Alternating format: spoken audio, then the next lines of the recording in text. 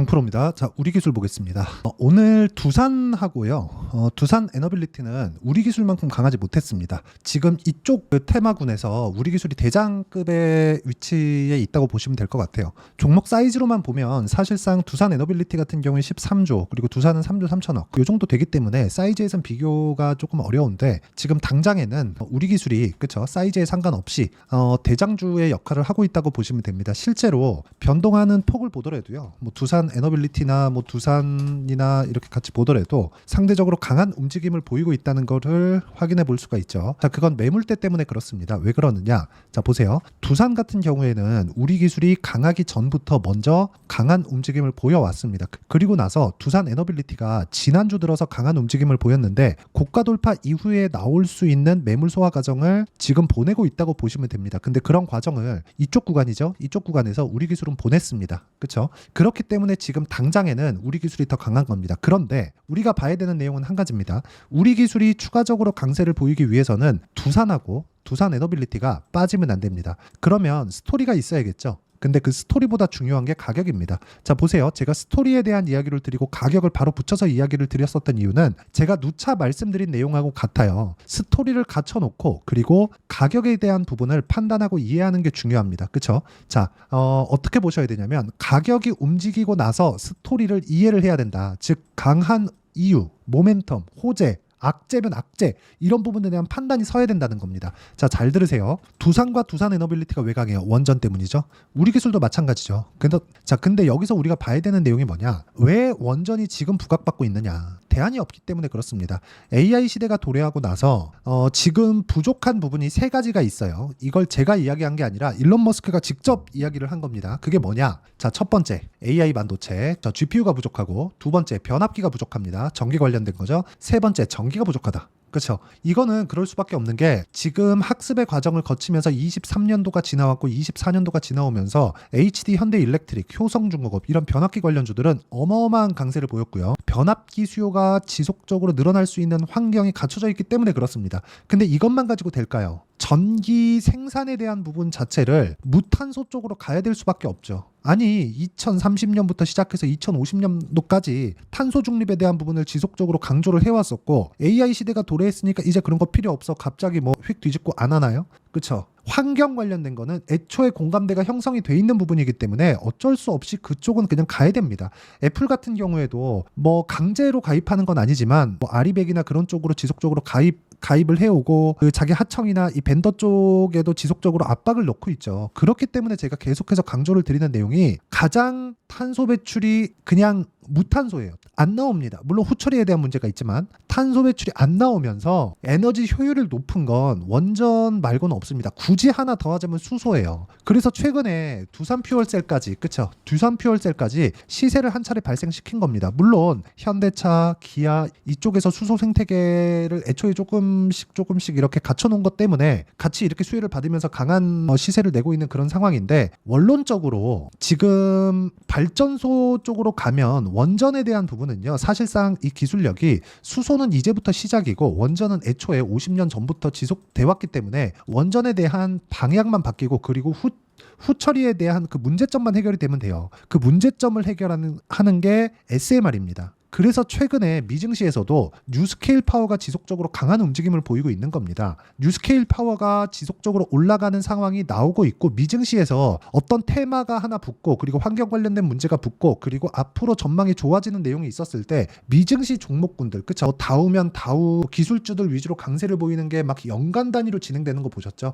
그런 상황이 한국 시장의 변동성과 만났을 때 시너지를 낼 수 있는 게 원전입니다. 실제로요, 2010년도 초반까지도 보성 파워텍이나 이런 관련주들 보면 정말 막 20배씩 30배씩 올라갔었던 게 원전 테마입니다. 지금 그 시작점에 있다고 보시면 되고요. 그리고 무엇보다 대형주들이 뒤에서 밀어주고 있다는 그런 부분을 감안했을 때 두산 에너빌리티나 우리 기술은 반드시 보유를 해야 되는 종목군들 중에 하나다. 그러면 이 내용에 맞춰서 매매를 했을 때 우리가 어느 정도까지 수익 구간에 대한 내용, 그쵸? 수익의 폭을 늘릴 수 있는지 그 부분을 한번 체크를 해볼게요. 자, 내용 한번 보시면 정확하게 제가 어떤 식으로 매매를 진행하고 있는지 인증을 할 겁니다. 자, 태성입니다. 그리고 이 화면은요, 실제 제 매매 내용이 나와 있는 거예요. 이렇게 내가 매매한 전체적인 내용을 다 오픈하기가 쉽지 않아요. 누구도 이거는 쉽지 않은 내용입니다. 자, 보세요. 태성. 어때요? 돌파하는 구간, 싸게 사지 않는다. 절대 주식을 싸게 사지 않는다는 거죠. 이쪽 구간에서 보세요. 매수하고 매도하고, 안 올라가니까 매도하죠. 그리고 지나와서 올라오니까 다시 삽니다. 이런 상황을 지속적으로 만드셨으면 좋겠고, 그랬을 때 3% 수익, 11% 수익, 이런 상황을 만들어 간다는 거죠. 그리고 나서 내가 매도하고 나서 더 올라갔는데도 매수, 이날 상한가 갔어요. 그쵸? 장중 상한가 가고 종가는 25% 정도 끝났는데, 이런 상황이 지속적으로 벌어질 수 있다는 겁니다. 자, 완료된 매매를 한번 보시죠. 지금 태성은 매매 중에 있으니까 뭐 자람 테크놀로지나 그런 종목들 보세요. 3거래일 만에 75% 정도의 수익 구간을 돌파 구간에서 만들어낸다는 점, 이런 부분에 주목하시면 되고, 그리고 뭐 다른 종목군들을 보더라도 보세요.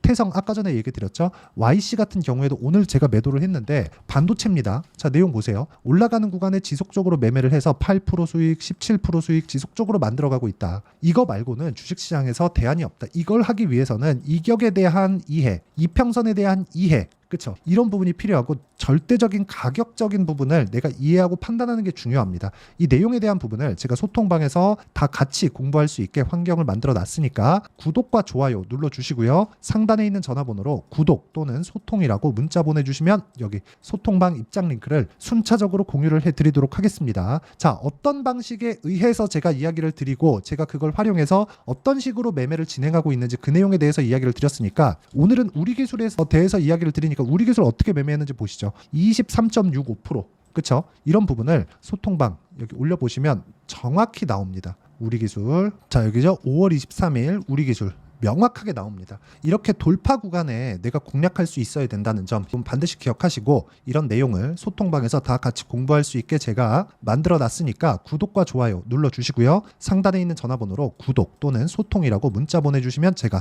소통방 입장 링크를 순차적으로 공유를 해드리도록 하겠습니다. 자, 그러면 어떤 식으로 제가 매매를 진행하는지 그 내용에 대해서 다 이야기를 드렸으니까, 이 내용을 가지고 우리가 우리 기술을 왜 지금 해야 되는지 다시 한번 봅시다. 자, 첫 번째 이 내용 볼게요. 신고가를 만들었다. 즉 돌파 구간을 만들어 버렸다. 그리고 우리 기술만 움직이기에는 종목 사이즈가 그렇게 크지 않죠. 그렇기 때문에 우리가 우리 기술을 볼 때는 대형주가 뒤에서 밀어주고 있는지를 봐야 됩니다. 그 중에 하나가 뭐예요? 두산. 그리고 또 하나가 뭐예요? 두산 에너빌리티. 그렇죠? 두산 에너빌리티가 이쪽 구간에서는 신고가, 즉 돌파 구간을 만들어내지 못했습니다.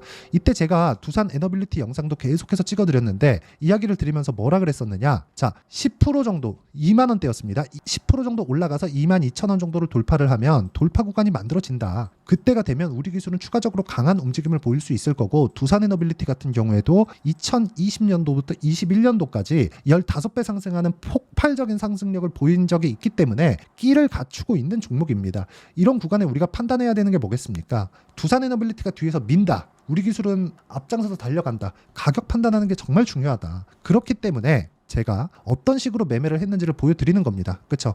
돌파하는 구간에 매수했을 때 23.65%, 그렇죠? 이런 부분을 소통방에서 공유하고 있으니까 상단에 있는 전화번호로 소통이나 구독이라고 뭐 문자 보내주시면 되고, 여기서 우리가 주목해야 되는 점은 22평과의 이격도를, 최소한의 이격도를 조정해야 되는 부분이 필요한데, 그 조정 구간은 주가가 가만히 있더라도 22평선이 뭡니까? 20일 동안 거래된 평균 가격이잖아요. 그러면 여기서 20일이 지금 며칠 지났나요? 5일 정도가 지났죠. 이 고가에서 횡보를 하더라도 22평은 자연스럽게 올라올 수밖에 없죠. 내일 지나고 모레 지나면 가파르게 22평이 뜨기 시작할 겁니다. 그렇죠? 정확하게 제가 이 내용을 딱 찍어서 보여드리면 보세요. 이제 한 3, 4일 정도 지나면 저가 부분이 빠지면서 평균 가격이 높아질 수밖에 없죠.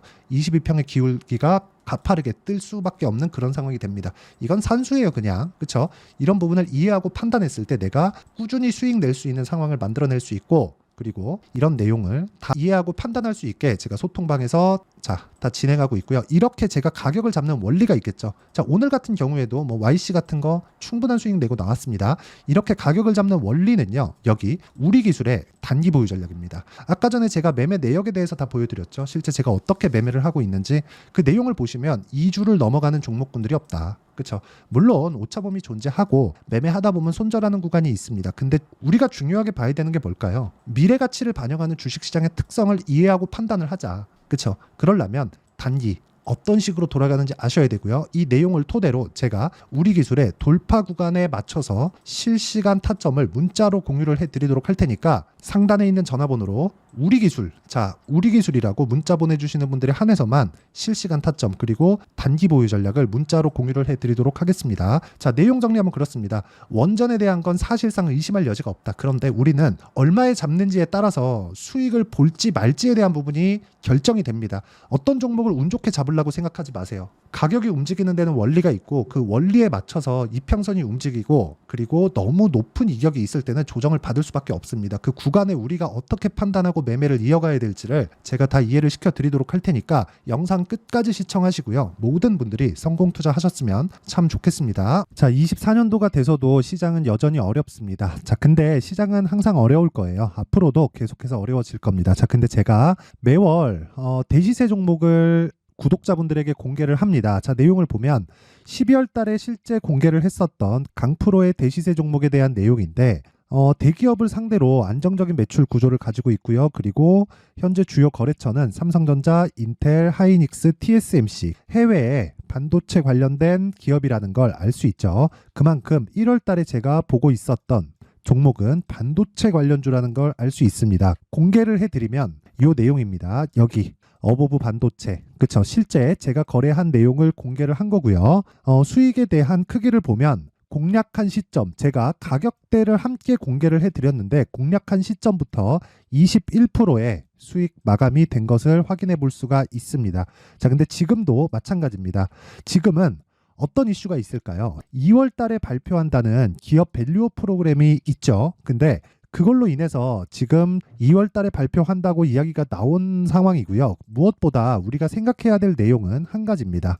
어떤 이슈나 그리고 어떤 상승할 수 있는 내용으로 인해서 주가가 올라가는 것은 맞죠. 하지만 가격이 먼저 반영한다는 걸 반드시 알고 있어야 되고 그런 내용에 대한 파악이 되었을 때 그쵸? 여기 어보브 반도체처럼 21% 그쵸? 대략 3에서 4일 동안 20% 이상의 수익을 먹을 수 있고요. 그리고 여기 HLB 같은 종목처럼 대략 일주일이 채 되지 않는 기간 동안 30%의 수익을 낼 수 있습니다. 자, 그러면 답은 나왔어요. 재료에 대한 부분보다 중요한 게 가격이다. 자, 근데 지금 시장에 쏠려 있는 게 뭐죠? 2월 달에 발표하는 기업 밸류업 프로그램에 대한 내용이죠. 자, 그러면 우리가 이쪽에다가 지금 집중을 해야 될까요? 그 내용을 한번 보겠습니다. 기아차의 차트를 보면요. 1월 24일 날 정부단에서 입김을 불어넣은 이후에 시세가 강하게 발생한 것처럼 보이지만 애초에 12월 달부터 신고가를 달성했다는 걸 확인할 수 있습니다. 자, 그러면 우리가 스케줄을 따져봤을 때 우리가 어디를 봐야 될까요? 4월 달 총선을 봐야 됩니다. 드디어 때가 온 거죠. 4월 달 총선이 끝나면 그 뒤엔 뭐가 있죠? 대선 전국으로 들어갑니다. 그러면 우리는 4월 달 총선부터 시작해서 대선까지 이어질 수 있는 종목을 찾는 게 정말 중요합니다. 그게 정부 정책의 방향과 그리고 스케줄에 맞춰서 가는 거예요. 정치적인 상황에 따라서 주가가 움직이는 걸 우리는 수도 없이 많이 봐왔기 때문에 스케줄에 맞춰서 가는 게 지금으로서는 답이 될 수 있습니다. 그리고 무엇보다 어느 정도의 시세를 내는지 그 첫 번째 단계인 상황을 그쵸? 제가 12월 달 밝혀드렸었던 대시세 종목으로 이미 공개를 해드렸기 때문에 그쵸? 어떻게 제가 매매를 했는지까지 다 보여드렸습니다. HLB처럼 그쵸? 31.9% 걸린 시간은 4일밖에 되지 않죠. 이 종목을 제가 가격과 그리고 어떤 종목인지를 애초에 12월 달부터 공개를 한 겁니다. 자, 그러면 지금도 마찬가지예요. 앞서서 제가 말씀드렸었던 23년도에 했었던 여러 가지 종목들이 있죠. 한미반도체 같은 종목들도 여기 소통방에서 모두 공개를 해서 실제로 10,000원부터 60,000원까지 상승한 내역이 있고요. 왜 공략을 했는지를 제가 다 공개를 해드렸습니다. 근데 지금도 마찬가지라는 거죠. 정부 정책의 방향에 맞춰서 또는 선거 스케줄에 맞춰서 매매를 이어가야 될 때가 됐고요. 제가 총선 관련된 큰 시세가 나올 수 있는 대시세 종목을 준비를 해놨습니다. 길게 말씀드리지 않겠습니다. 모든 종목들은 신고가를 달성하면서 대시세 준비를 하게 되고요. 신고가를 공략했을 때 내가 시장에 주도주를 잡을 수 있는데 지금은 총선에 집중하는 게 맞다. 그래서 총선 관련된 그리고 대선까지 이어질 수 있는 종목을 준비를 해놨는데 지금부터 준비를 하셔야 나중에 고가에 올라가서도 꾸준하게 매매를 이어갈 수 있습니다. 자꾸 막 손절하고 매매하는 과정에서 너무 어렵다 하시는 분들은요. 이 종목 딱 받아가서 큰 수익 내셨으면 좋겠고요. 이 종목은 상단에 있는 전화번호로 대시세라고 문자를 보내주시는 분들에 한해서만 제가 총선 그리고 대선까지 이어질 수 있는 종목을 공개해 드리도록 할 테니까 상단에 있는 전화번호로 대시세라고 문자를 보내주시고요. 그리고 구독과 좋아요 꼭 좀 부탁드리겠습니다. 시장은 정말 어렵습니다. 자, 그래서 모든 분들이 성공 투자하셨으면 좋겠고요. 기본적으로 가격에 대한 파악을 하면서 큰 수익을 내셨으면 좋겠습니다.